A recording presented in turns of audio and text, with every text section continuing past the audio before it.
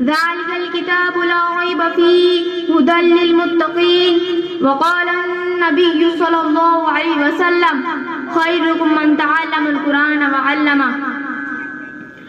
الہی رونق اسلام کے سامان پیدا کر، الہی رونق اسلام کے سامان پیدا کر، دلوں میں مومنوں کے الفت قرآن پیدا کر.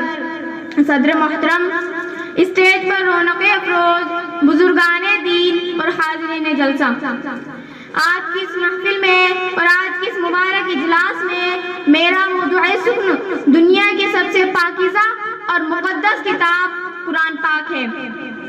ہمیں چڑھتے ہوئے سورج کی طرح یقین ہے کہ اس کا ہر ایک حرف سچا اور صادق ہے.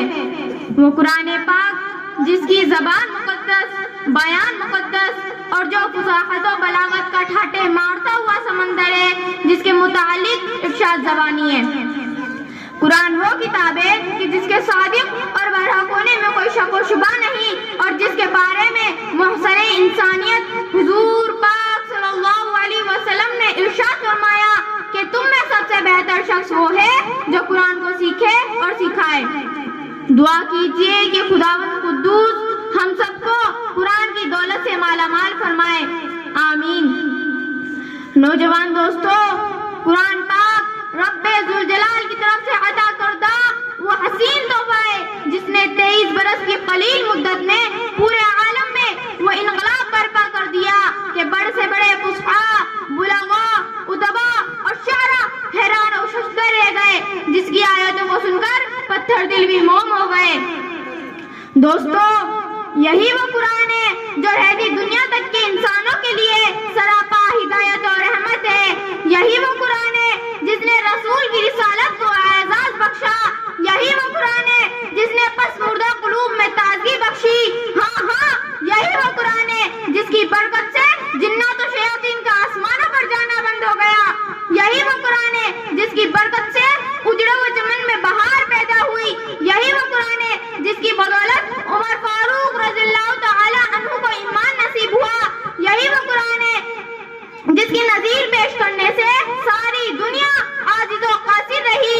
یہی وہ قرآن ہے جس کا مثل پیش کرنے سے عرب کے بڑے سے بڑے فصیح، بلیغ، زبان دانی کا دعویٰ کرنے والوں نے گھٹنے ٹیک دیے. یہی وہ قرآن ہے جس نے ضلالت و گمراہی کی دلدل میں پھنسی ہوئی انسانیت کو رشد و ہدایت کا پیغام سنایا. یہی وہ قرآن ہے جس کی حفاظت کا وعدہ خود خالق کائنات نے فرمایا ہے. یہی وہ قرآن ہے جس کی تلاوت میں دلوں کے واسطے فرحت و بشاشت کا سامان ہے. یہی وہ قرآن ہے جس نے ذہنی قوتوں کو جلا بخشا. محترم حضرات، آج کے اس نازک دور میں حفظ کلام کو فضول سمجھا جاتا ہے.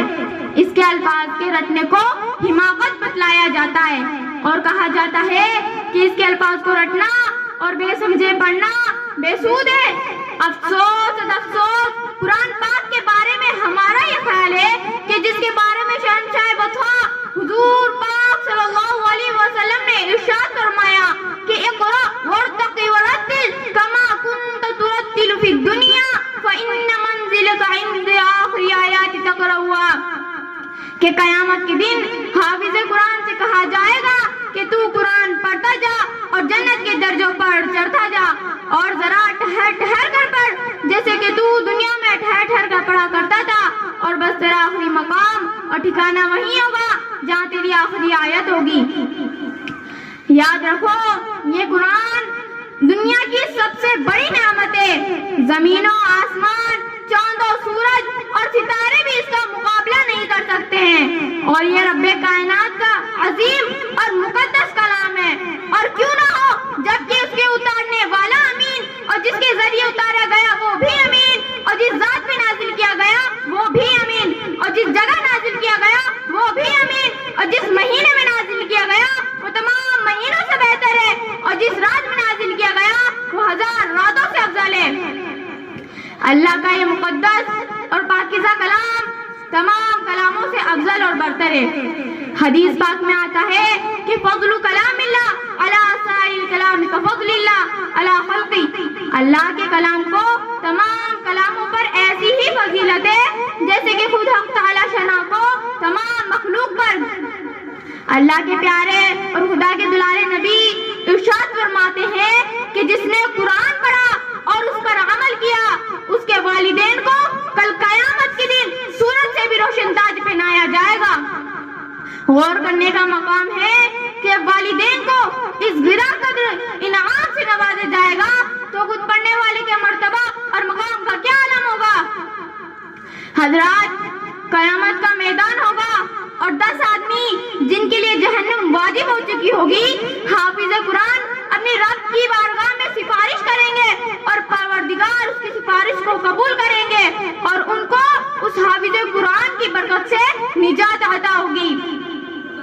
محترم دوستو، قرآن آیا تو زمان و مکان میں زندگی آئی، قرآن آیا تو عدل و مساوات کا پیغام آیا، قرآن آیا تو مذہب اسلام پھیلا، قرآن آیا تو مردہ قوم زندہ ہوئی، قرآن آیا تو کیسر و کثرت کا غرور خاک میں ملا، قرآن آیا تو باطل کے لہراتے جھنڈے ٹوٹ پڑے، قرآن آیا تو کفر و شرک دم توڑ گیا، قرآن آیا تو ساری دنیا کو نور ملا، قرآن آیا تو انسانوں کے پجاری خدا کے پرستار بنے، قرآن آیا تو توحید ملی، ایمان ملا، قرآن آیا تو گلستہ کو بہار حسن عطا ہوا، قرآن آیا تو امن امان اور سلامتی آئی، قرآن آیا تو شرافت اور عزت ملی، قرآن آیا تو دلالت و گمراہی کی وادیوں میں بھٹکتے ہوئے انسانوں کا درد و غم ملا، قرآن آیا تو دوستو سب کچھ ملا۔